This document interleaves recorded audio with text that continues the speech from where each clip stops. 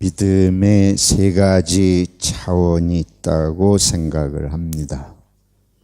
첫째는 소원 성취를 목적으로 하는 믿음입니다. 재앙을 면하고 복을 받는 것인데, 이거는 전적으로 개인주의적인, 자기만 잘 되면 다른 아무 곳에도 관심이 없는 믿음입니다. 이거는 자기에게 도움이 안 되면 언제든지 우상을 만들거나 다른 신에게로 옮겨 갈 수 있는 그런 종류의 신앙입니다. 둘째는 종교적 차원의 믿음이 있다고 생각을 합니다. 하나님을 믿는 것 같으나 믿는 세계 안에서 믿음 생활이 자기의 명예와 또는 권력이나 그런 것들이 그 개인적인 먹고 사는 문제가 이제 좀 해결되면 인간은 명예욕에 사로잡히는 게 모든 인간의 본성입니다. 다른 사람 앞에 잘 보이고 싶고 인기를 얻고 싶고 권력을 행사해서 사람을 지배하고 싶고, 근데 종교 안에서 그런 삶으로 변질되어 가는 것입니다. 목사나 장로들은 99% 항상 이 유혹 속에 있습니다. 다른 한 가지 믿음의 차원은 정말로 신에게 헌신된 삶입니다. 기복신앙의 차원인 소원 성취의 믿음은 자기 헌신을 기대할 수가 없습니다. 거기는 자기 희생이 있을 수 없습니다. 하지 않습니다. 희생을 요구하면 당장 떠납니다. 신을 바꿔치는 것이에요. 종교적 차원에서의 신앙도 이용 목적은 마찬가지입니다. 이거는 신앙인이 된 것 같으나 방금 말씀드린 그런 세속적 차원의 변형일 뿐입니다. 그래서 그러한 자기의 종교적 출세, 종교 안에서의 명예, 교회 안에서의 자기의 욕망이 실현되지 않으면 언제든지 교회를 떠나고 바꿀 수 있습니다. 이거는 기브 앤 테이크예요. 받을 수 있는 한에서 어느 정도를 줄 수 있을 겁니다. 그러나 헌신은 없습니다. 받지 않고 내어놓는 법이 없어요. 초대교회가, 우리 사도행전 2장에 나오는 초대교회가 보여주는 것은, 참으로 우리 초대교회가 진정한 종교요 기독교의 진면목을 보여주는 것은, 그것은 바로 우상숭배도 아니고 종교를 출세의 명예의 목적으로 삼는 것도 아니고 온전한 자기 희생과 헌신을 통해서 하나님을 사랑하는, 하나님에게 사로잡힌 성령의 사람들이 되었던 모습이 바로 초대교회는 진정한 신적 공동체였다고 볼 수가 있겠습니다. 이것은 하나님과 동행하는 믿음입니다. 하나님과 함께 살고 하나님의 뜻을 위해서 자기를 헌신하는 진정한 믿음이라고 말할 수 있을 것입니다. 하나님께서 인간을 지으신 목적은 하나님과 함께 사는 삶입니다. 에덴 동산에서 아담과 이브를 지으셔서 그곳에 함께 사셨습니다. 그러나 오늘 우리들이 출애굽기 이 말씀과 예수님 앞에 바리새인들의 모습을 좀 살펴보면은 이러한 것들로부터 우리가 얼마나 멀어져 있는지를 우리 자신을 돌이켜보는데 깨우침이 될 수 있다고 봅니다. 먼저 우리 출애굽기 33장을 읽었는데 32장의 내용을 알아야 33장을 알 수가 있습니다. 여러분 교회에 주일마다 오셔서 정말 은혜를 사모하시면 제가 한 가지 부탁을 드립니다. 우리 지금 성경을 매주일 어디를 본문으로 읽을지 미리 연초에 다 나눠드렸어요. 1년치. 제가 거의 그대로 따라가고 있습니다. 그래서 오늘 예배당에 오실 때 주중에 시간을 내셔서 그 본문의 앞뒤를 읽어보시고 이게 무슨 뜻을 말씀하시는지 미리 생각을 해 보시면 도움이 되시겠습니다. 우리는 성경을 읽어가면서 출애굽기를 쭉 가고 마태복음을 금년에 이걸 ABC 3년 단위로 성서 일과가 이렇게 이제 정해져 있어서 그걸 따라가기 때문에 성경 스토리를 모르면 성경 읽지 않으면 제 설교는 이해할 수 없습니다. 그냥 제목 하나 정해놓고 하나 둘 셋 대지 세 개를 세상은 이렇게 살아야 합니다. 1, 2, 3 이런 식의 설교면 뭐 성경 하나도 안 읽고 듣고서 그 참 유익하다 싶지만 성경을 따라가기 때문에 여러분 성경 모르면 크게 도움이 안 될지도 모르겠습니다. 32장에 우리 지난주에 32장 앞부분을 읽었는데 중간을 건너뛰고 33장으로 오늘 본문이 들어와 있습니다. 32장에 어떤 사건이 일어난가 하면 이스라엘 백성들이 우상을 만들었잖아요. 모세가 하나님 앞에 불림받아서 시내산, 호렙산이라고도 부르는데 이건 똑같은 말이에요. 거기 올라갔습니다. 금식하며 하나님 앞에 있는 동안에 이스라엘 백성들이 모세가 내려오는 것이 더디니까 우리를 인도할 신을 만들어라. 아론을 부추겨요. 아론이 그 백성들을 바르게 인도하지를 못하고 백성들의 말을 듣고 그럼 금고리를 다 빼오라. 그래서 그거를 불에 넣어서 녹여가지고 각도로 새겨서 금송아지를 만들었습니다. 하나님께서 이것을 보시고 진노하셔서 모세에게 말씀하셔요. 이 백성이 부패했다. 속히 하나님을 떠나서 우상을 만들고 하나님을 지금 버리고 그런 구절이 32장에 나와요. 그래서 하나님께서 이 백성이 목이 뻣뻣한 백성이로다. 하나님께서 그런즉 내가 하는 대로 두라. 내가 그들에게 진노하여 그들을 진멸하고 너를 큰 나라가 되게 하리라. 그랬더니 모세가 막 하나님께 구하잖아요.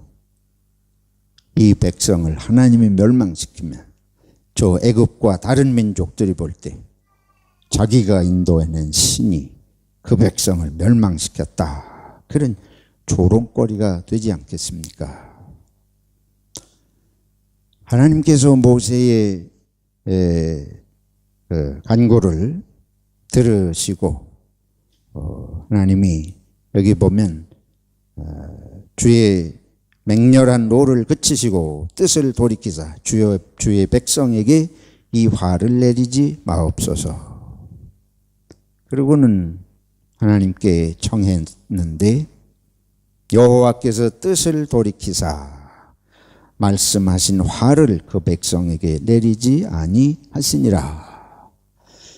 이제 백성에게 내릴 화는 일단 면했어요. 근데 모세가 하나님 앞에서 이제 십계명을 두 돌판에 받아 가지고 내려오는데 여호수아가 마중을 나왔습니다. 아마 뭐 언제 내려올는지는 모르지만 이 여호수아는 아주 충성된 종이라 이 어떻게 해야 될는지 이 모세를 찾아서 산기슭을 올라온 것으로 이렇게 짐작이 됩니다. 여호수아하고 모세가 만났어요. 그런데 저 산 아래에서 아주 요란한 소리가 들려요. 여호수아가 백성들의 요란한 소리를 듣고 모세에게 말하되 진중에서 싸우는 소리가 납니다. 가만히 모세가 들어보니까 이게 아주 희한한 소리예요. 성전가도 아니요 패하여 부르짖는 소리도 아니라 내가 듣기에는 노래하는 소리로다. 원고하면 우상을 만들어 놓고 금송아지를 만들어 놓고 거기서 춤추고 노래하고 난장판이 벌어진 것입니다. 모세가 그 모습을 보고 하나님께 받은 두 돌판을 화가 나서 아래 내려 집어 던집니다. 돌판은 깨졌습니다. 하나님께 그렇게 이 백성을 용서하시고 화를 푸시고 이 백성에게 하늘의 별처럼 그렇게 많게 하시겠다고 약속하지 않으셨습니까? 이러고 하나님을 설득하던 모세가 자기가 보니까 이게 그게 아니에요. 견딜 수가 없었어요. 하나님께 받은 돌판을 내집어 던지면서 산 아래로 내려옵니다. 그리고 내려와 가지고 아론을 불러요. 당신이 어떻게 해서 이 백성이 이렇게 큰 죄에 빠지게 하였느냐. 모세가 아론에게 이르되 이 백성이 당신에게 어떻게 하였기에 당신이 그들을 큰 죄에 빠지게 하였느냐. 그랬더니 아론이 뭐라 그러는가 하면 이 백성이 악한 것을 당신이 아시지 않습니까? 그래서 내가 할 수 없이 금고리를 빼오라. 금 있는 자는 빼내라 한즉 가져왔길래 그 금을 불 속에 던졌더니 이 송아지가 나왔습니다. 그러고 얘기를 하는 거예요. 여기 있잖아요. 4개로 그걸 가져왔기에 내가 불에 던졌더니 이 송아지가 나왔나이다. 이게 아론이에요. 아론이라는 자가 이렇게 자기 책임만 모면하는 식으로 모세가 백성들을 놓고 너희가 하나님을 여기에 모세가 본즉 백성이 방자하니 이는 아론이 그들을 방자하게 하여 원수에게 조롱거리가 되게 하였습니다. 하나님의 백성이 하나님의 부름을 받은 백성들이 하나님의 백성다운 모습을 세계에 보여야 세계가 그 본보기를 보고 하나님을 바로 알고 깨달음으로 올 텐데 이게 하나님이 부르신 모든 것을 다해서 하나님이 은혜를 베푸셔서 구원해 놨더니 이래가지고 뭐 하나님 섬긴다는 저 이스라엘 종자들도 우리하고 똑같네. 우상 만들어 뭐 금송아지 만들어 놓고 하는 짓이 우리랑 똑같네. 그 신이나 우리는 뭐가 다르냐. 조롱거리로 만들었다. 그래서 모세가 문에 서가지고 진을 친 그 진문에 서가지고 뭐라 그런 거면 누구든지 여호와의 편에 있는 자는 내게로 나오라. 그랬더니 레위 자손이 다 모세에게로 모여갔습니다. 모세가 레위 자손에게 명을 내려요. 지금부터 허리에 칼을 차고 이 문에서 저 문까지를 오고 가면서 저들을 가차없이 죽여라.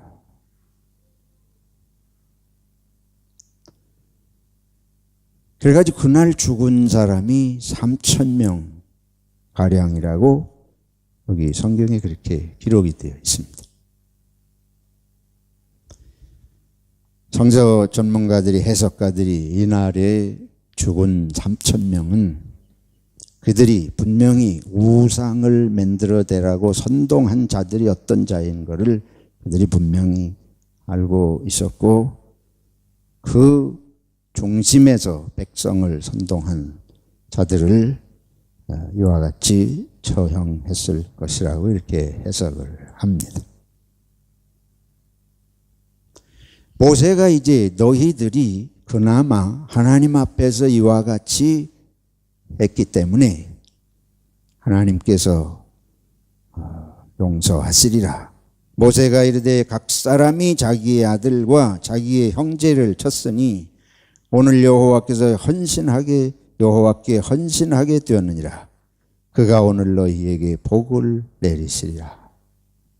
그러는 모세는 하나님께 올라갑니다. 왜 그런가 하면 하나님 앞에 가서 속죄를 구하려고 이 백성을 하나님께서 용서하시고 속죄를 구하려고. 모세가 자기가 눈앞에 보지 않았을 때는 하나님이 진노하시는 걸 이해할 수가 없었어요. 하나님이 뭘 가지고 저러시나? 아니 하나님이 스스로 다른 데 욕먹을 그런 거 아니신가? 미리기 생각을 한 것 같아요. 근데 자기 눈으로 보니까 이게 그게 아니에요. 이게 그냥 넘어갈 일이 아니에요. 하나님께서 십계명에서 첫 번째를 뭐로 주십니까? 우상을 섬기지 마라. 내 앞에 다른 신을 두지 말라. 그 첫 번째 계명을 어기면 나머지 계명은 뭐 다 의미가 없는 거예요. 첫 번째 계명을 안 지키는 나머지 계명을 지킬 리가 없잖아요. 계명 전체를 의미 없게 만드는 것입니다. 그게 뭔가 하면 하나님과의 관계입니다. 여러분은 관계를 어떻게 생각하십니까? 하나님과의 관계를 무시할 때 하나님의 말씀은 아무 의미가 없게 돼요. 자기를 위한 신을 섬기는 것이지 하나님이 나의 생명의 주권자인 걸 인정하지 않고 아무 때나 주인을 바꿔대는 거 가지고 그 관계가 있을 수가 없잖아요. 더구나 창조주 하나님과의 관계를 그렇게 해가지고는 다른 모든 하나님이 주신 계명을 뭐 아무 때나 버리는 거죠. 아무 때나 버릴 수밖에 없잖아요. 신을 버리는데 신의 계명이 무슨 자기가 거기다 목숨을 걸고 삶을 거기다 헌신할 이유가 없지 않습니까? 저나 여러분이 하나님을 믿는다고 고백하면서 어떤 마음으로 하나님을 믿어야 할지를 이 본문이 잘 보여주고 있다고, 우리들 각성을 시키고 있다고 생각을 합니다. 모세가 올라가 가지고 하나님께 속죄를 구합니다. 모세가 여호와께 다시 나아가 여짜오되 슬프도소이다. 이 백성이 자기들을 위하여 금신을 만들어 싸우니 큰 죄를 범하였나이다. 그러나 이제 그들의 죄를 사하시옵소서.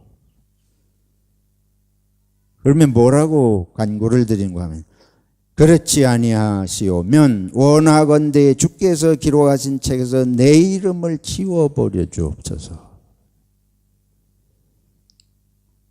하나님이 진노하실 수밖에 없는 게 이 백성의 타락한 모습이긴 하지만은 하나님이 버리시면 이 백성이 무슨 의미가 있습니까? 하나님께서 용서하여 주시옵소서. 그렇지 않으시려거든 내 이름을 주님의 책에서, 하나님의 책에서 지워 주시옵소서. 하나님께서 모세에게 이르시되 누구든지 내게 범죄하면 내가 내 책에서 그를 지워버리리라. 모세를 지우시겠다고 하신 것이 아니라 범죄하면 그렇게 하시겠다. 그러시면서 하나님께서 즉각 말씀하세요. 이제 가서 내가 네게 말한 곳으로 백성을 인도하라. 이제 하나님께서 적과 꿀이 흐르는 가나안 땅으로 인도하시겠다고 말씀하시지 않았습니까? 내가 네게 말한 그곳으로 네 백성을 인도해 가라.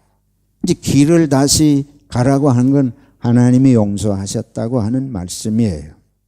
그러면서 뭐라고 신고하면 내 사자가 내 앞서 가리라.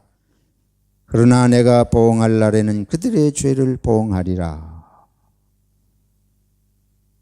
그러면서 이제 33장 시작입니다. 33장의 시작이 뭔가 하면 하나님께서 내가 내 사자를 앞서 보내서 이렇게 하겠다. 그런데 이제 모세가 그렇게 말씀하신 하나님 앞에서 이게 하나님이 같이 가시겠다는 얘기가 아니라고 말이에요. 우리는 이 성경을 읽으면서 이게 무슨 얘기인지를 잘 몰라요. 깊이 안 읽으니까. 근데 이건 무슨 얘기인가 하면 하나님이 내 사자를 앞서 보내서 너희들이 거기에 당도해서 내가 약속한 대로 너희들의 땅에 들어가게 하리라. 그런데 하나님은 안 가시겠다는 말씀입니다. 내가 너희들에게 약속한 것은 이루어 주겠다마는 내가 너희와 같이 가지는 않겠다. 이 결별의 선언입니다. 그래서 모세가 하나님 앞에 간청을 하는 거예요. 하나님이 우리와 함께 하시지 않으면 우리가 무슨 의미가 있습니까? 그게 오늘의 내용입니다. 근데 하나님께서는 왜 그럼 안 가시겠다 그러냐? 모세가 하나님이 같이 가셔야 됩니다. 하나님이 함께 하시지 않으면 우리는 가지 않습니다. 이러고 자꾸 하나님께 아뢰는데 하나님은 왜 가시지 않겠다 그러는가 하면 내가 너희하고 같이 갔다가는 또 화가 나서 너희를 언제 진멸할는지 내가 알 수가 없다. 이게 하나님께서 너희는 너희의 길을 가라. 말하자면 그런 거예요. 그러나 모세가 우리가 생각한 모세는 그럼 하나님 안 오면 좋다.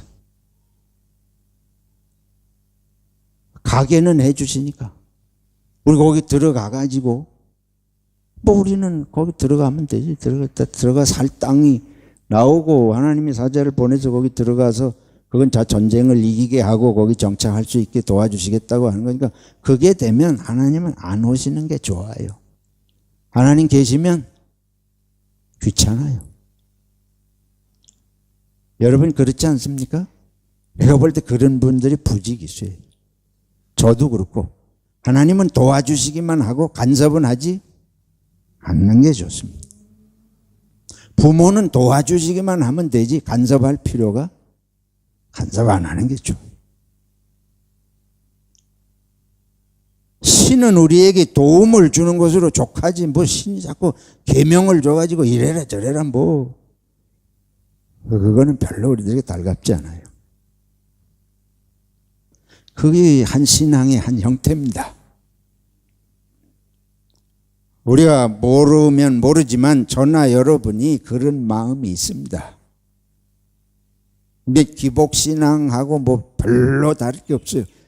기복신앙은 말씀드린 대로 복을 주시고 재앙을 면할 때만 찾는 거예요. 그 이상은 간섭할 필요가 없어요. 간섭을 받는 건 원치 않습니다. 내가 원하는 것만 당신은 이루어주면 되는 거지 왜 간섭하려고 그래? 내가 당신 종이요. 당장에 바꿔치는 잘 생각해야 돼. 그 하나님도 그렇게 우리한테 여기 보면 안타까워가지고 하나님 절절매고 이러시는 것 같지만은 그건 하나님의 사랑 때문에 부모가 자식에 대한 사랑 때문에 그런 건데 이제 또 사실은 이게 이렇게 되는 거가 하나님은 무념하셔가지고 하나님은 무슨 짓을 하든지 귀엽기만 하다. 이런 건 아니잖아요. 우리 이기적인 자기 자식 사랑하고 하나님의 사랑은 다르지 않습니까? 그래서 이 백성이 아무리 용서를 해도 지금 뭐 한두 번이야지. 한두 번이야지. 이미 수차례 이렇게 왔는데 이게 뭐 하나님이 성질이 못 되셔가지고 뭐 그냥 뭐 인내심이 없어져가지고 이러시는 게 아니잖아요. 근데 이거 가다가 이 백성이 뭐 달라질이라고 기대할 수가 없어요. 또 뻔할 텐데 내가 같이 가다가 그거 보면 또 하나님이 어떻게 하실는지 그래서 하나님 스스로 안 가시겠다. 제가 과장해서 하는 것이 아닙니다. 성경을 읽어보세요. 그대로에 지금 말씀드린 내용이 그대로 나와 있습니다. 내 모세는 하나님이 안 가시면 우리는 아무것도 아닙니다. 여기에서 이제 신앙의 한 기로입니다. 신을 이용 목적으로 신을 섬기고 믿는 것인가? 신이 나의 문제를 해결해 주고 재앙을 면하게 해주고 내가 원하는 복을 받게 하는 선에서의 신. 신은 나에게 뭘 요구하고 간섭하고 이런 건 원하지 않는, 그 적당한 거리를 두면 돼요. 적당한 거리를 둬서 필요한 때만, 내가 부를 때만 오라. 내가 부를 때만 오라는 거야. 당신은 나를 부를 필요가 없어. 내가 부를 때만 당신 와가지고 도와주시고 해결해 주시고 나머지는 내 삶은 내가 알아서 사는 그 단계. 근데 여기 성경에 하나님은 이제 우리가 신하고 함께 살 거냐 말 거냐. 우리가 부부지간에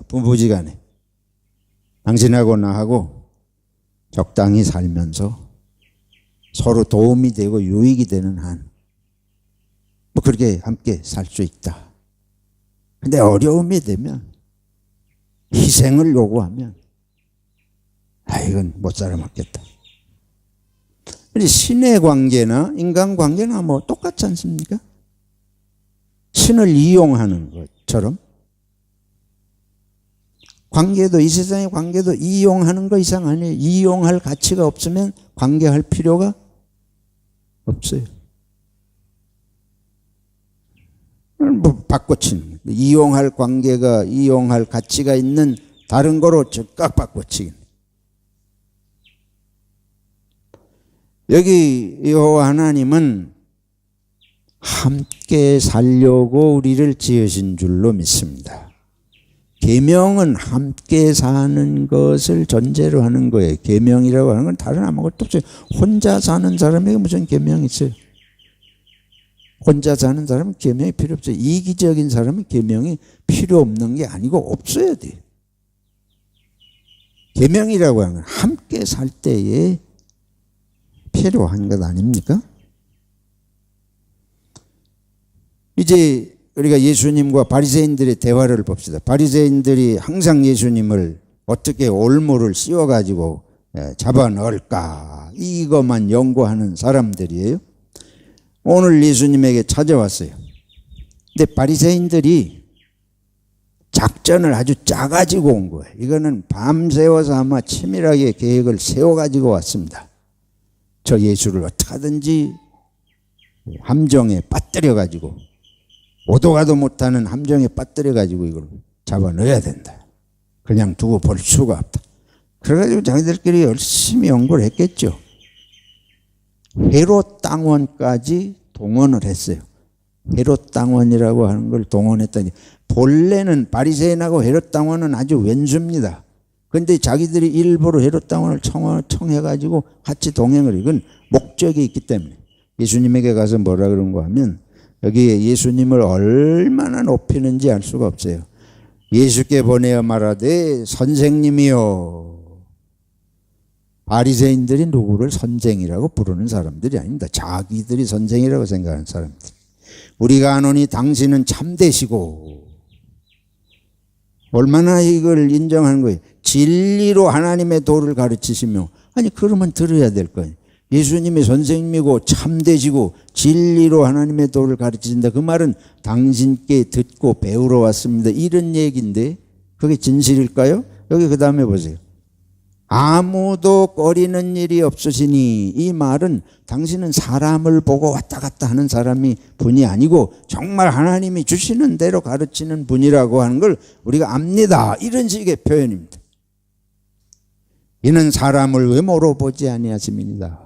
조금 높은 놈이 오면은 딴소리하고 시원찮은 사람이 오면 또 딴소리하고 이러지 않으시고 참으로 하나님의 진리를 받아서 가르치시는 분인 줄을 우리가 압니다. 이래 놓고는 기가 막힌 얘기예요. 그러면 거기서 무릎 꿇고 배우려고 왔다 뭐 이런 식인데, 그러면 하면서 이래 올려놓고는 뭐라 그러면, 당신의 생각에는 어떠한지 우리에게 일러주십시오. 가이사에게 세금을 바치는 것이 옳습니까? 옳지 않습니까? 가이사는 누굽니까? 로마의 황제입니다. 유대인들은 이방인의 황제에게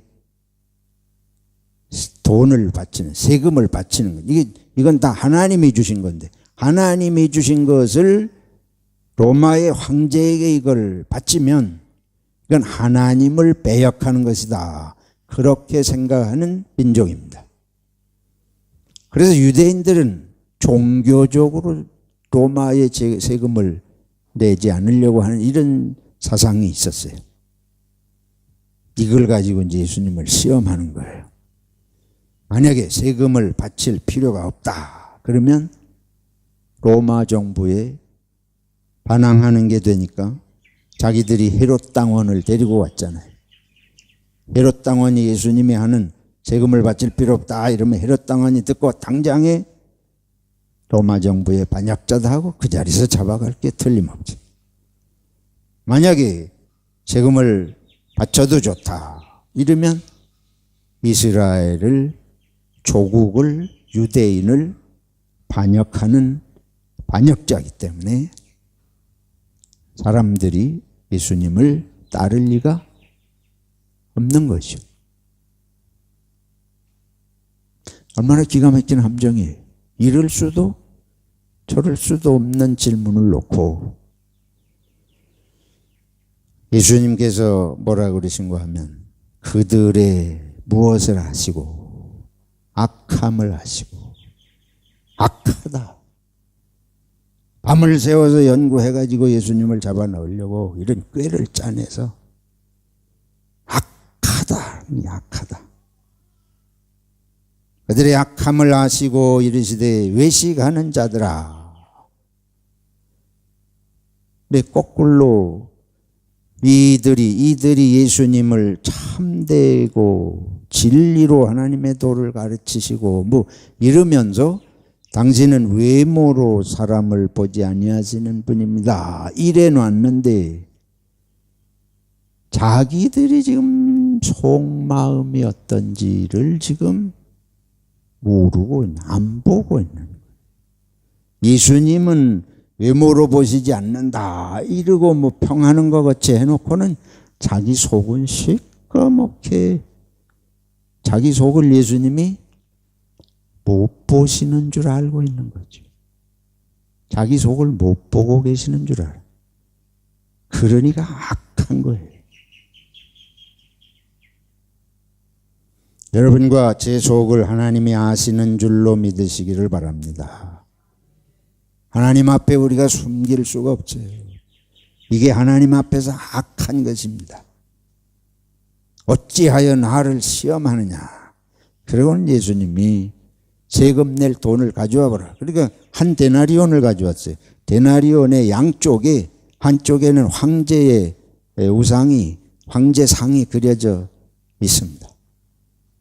그러니까 예수님께서, 그게 누구의 거예요? 황제의 것이. 화폐는 황제가 발행을 합니다. 로마 황제가 자기 상을 그 속에 새겨넣어가지고 화폐를 발행하니까 예수님께서 가이사의 것은 가이사에게, 세금을 바치라는 것도 아니라는 것도 아니고 가이사의 것은 가이사에.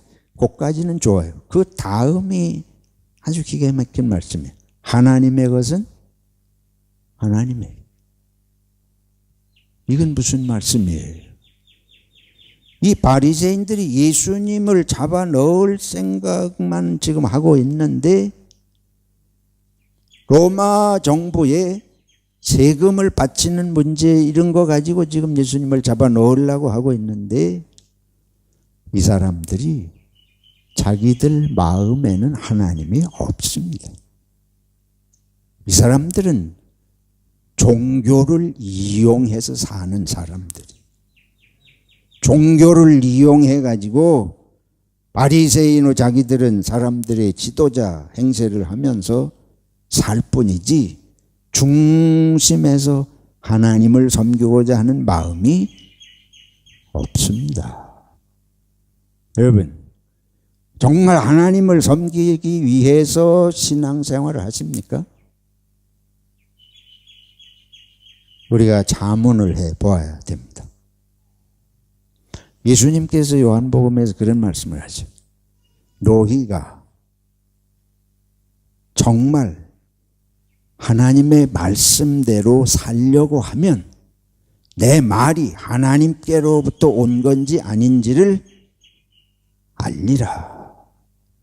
바리새인들은 중심에서 하나님을 섬기고 하나님 말씀대로 사는 것이 무엇인지에 관심이 없는 사람들이. 이 사람들은 종교적인 이론을 이용하고 자기들이 바리새인으로서 산헤드린의 의원직을 유지하고 그러면서 사람들에게 뭘 종교에 대해서 많이 아는 것 같이 하고 헌신하는 것 같이 하고 하면서 그거 가지고 사람을 대상으로 자기들의 지위를 유지하고 하는 사람들이지 정말 하나님의 뜻을 알고 그 뜻대로 살려는 데는 관심이 없습니다.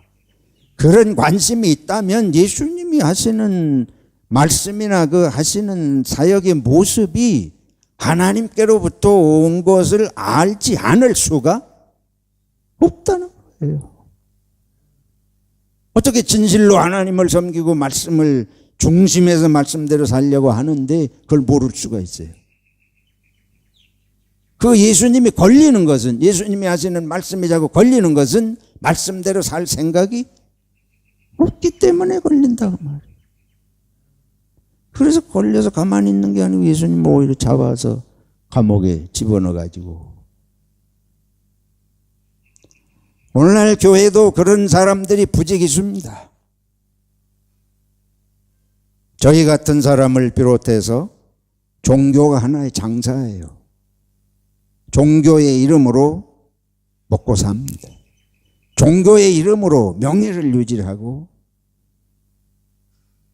그러나 마음에 하나님을 섬기는 순수한 마음은 얼마든지 이건 뭘 내버리고 관심이 없어요.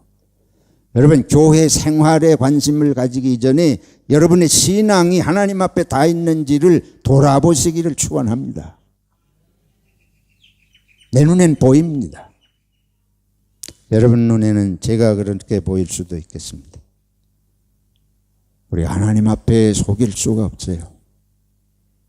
매 순간 우리들이 예수님을 시험해서 넘어뜨리는 것이 아니고 예수님의 말씀이 정말 하나님의 말씀인지를 하나님께 기도하고 그 말씀이 구약 성경 지금부터 내려온 하나님의 말씀이 합당한지 아닌지를 연구하고 그 순수한 마음으로 그러는 게 아니고 벌써 정해놓고 저거는 우리를 힘들게 하니까 목적이 하나님을 섬기고 말씀을 실행하는 게 아니고 나를 인정을 안 해준다 그 말이에요. 이 교회에서 나를 내세워주지 않고 나를 인정해주지 않고 그러니까 벌써 정해놓고 올무에 빠뜨리려고 하는 것만 찾아내려고 하는 순수한 신앙이 되시기를 축원합니다.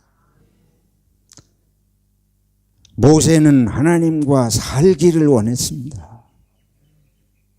목적만 이루어 주시고 오시든지 안 오시든지가 아니고 모세는 하나님이 함께 가시지 않으면 우리가 거기 가서 땅을 차지하고 사는 게 무슨 의미가 있습니까?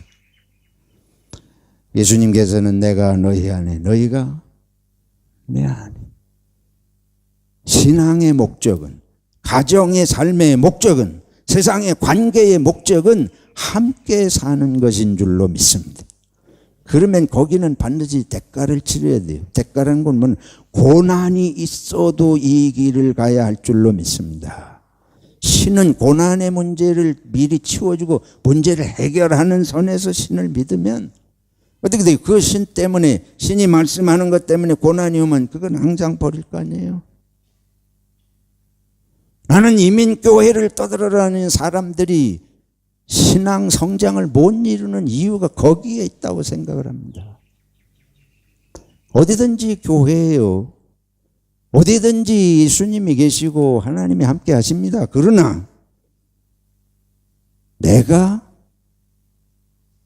섬기는 교회를 내가 수시로 바꾸는 것은 하나님을 제대로 믿지 않는 자세입니다. 하나님께서 나의 고난을 통해서, 나의 꺾어짐을 통해서, 겸손을 통해서 하나님이 일하시고자 하시는데 나를 높여주실 때만 하나님을 찾는다 그러면 지금 이게 하나님하고 함께 살려는 게 아니잖아요.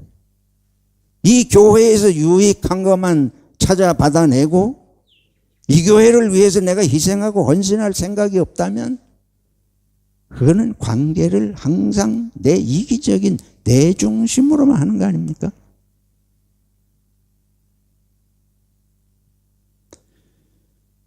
받기가 어려우신 점도 있으시라는 걸 압니다. 그러나 예수님께서 하나님의 아들 되심은 하나님의 이름을 빌어서 천지를 쥐고 흔드는 영광을 생각하셔서가 아니고 십자가를 지시면서 아버지와 나는 하나다. 그래서 예수님은 아버지가 원하시는 게 나를 고난의 십자가에 내어주시는 건데 그게 한 운명이에요. 그리고 구약에서 보면 루시, 나오미가 기론과 말론 아들도 잃고 남편도 잃고 나오미가 두 자부하고 세 여인만 남았는데 이제 남편도 다 죽고 그러니 너희 갈 길로 돌아가라. 그때에 루시 뭐라 그래? 그 루시 어머니 하나님이 내 하나님이고 어머니가 가시는 곳이 내가 가는 곳이고 어머니가 뼈를 먹고 죽으시는 것이 내가 뼈를 먹고 죽어야 할 것입니다. 그런 고백을 하잖아요. 이게 우리들에게 신앙의 길에 아주 중요한 지표와 같은 말씀입니다. 부부 사이에도 결혼할 때 그런 약속을 하잖아요. 병들든지 건강하든지 가난하든지 부하든지 좋을 때든지 나쁠 때든지 같이 살자고 하는 게 결혼의 목적이지 둘이 잘 되자고 하는 것만 목적으로 삼으면 몇 발짝을 가겠어요. 그는 잘 되고 좋은 것만 같이 하자 그러면 결혼할 필요가 없어요. 결혼하지 마세요. 그리고 그냥 같이 잘 지내다가 마음에 안 들면 아무 때나 그냥 떠나면 되는 거예요. 그래서 뭐 서구 사람들은 그 계약 결혼이라는 것도 한다고 그러지만은 성경에 말씀하는 것은 너희가 둘이 맨몸이다. 한 몸이 둘이 한 몸이라는 것은 둘이 하나가 되기 전에는 사람이 아니라는 소리하고 똑같습니다. 결혼이라고 하는 것은 함께 한 삶을 이루어가는 걸 말하는 거지 각자 제 영역대로 따로 가지고 있으면서 동거하는 동거가 아니다. 교회 생활이나 믿음 생활에 대해서 저도 그렇고 함께 살 것이냐. 내가 하나님을 좋게 해 보이시든지 싫은 걸 내 앞에 두시든지 간에 하나님은 나의 하나님이다라고 고백을 할 건지 이거를 재결심할 필요가 있다고 생각이 되어지고 예수님을 시험하지 마세요. 교회를 시험하지 마시기를 축원합니다. 교회를 시험하려고 하지 말고 좋을 때나 나쁠 때나 이 교회는 나의 교회다. 이 가정은 나의 가정이다. 이 하나님은 나의 하나님이다. 이렇게 고백할 수 있기를 축원합니다. 기도하겠습니다. 자비로우신 하나님, 이스라엘 백성이나 저희나 무엇이 다르겠습니까? 그러나 하나님은 사랑의 하나님이시오. 예수 그리스도를 통해서 우리의 모든 허물을 용서하시는 은혜를 베푸셨사오니 다시 한번 저희를 불쌍히 여기시고 성령님 간절히 원합니다. 흩어지는 마음을 날마다 새롭게 해주셔서 하나님 앞에 무릎을 꿇고 헌신할 수 있도록 재다짐할 수 있도록 축복하여 주시옵소서. 예수님의 이름으로 기도하옵나이다. 아멘.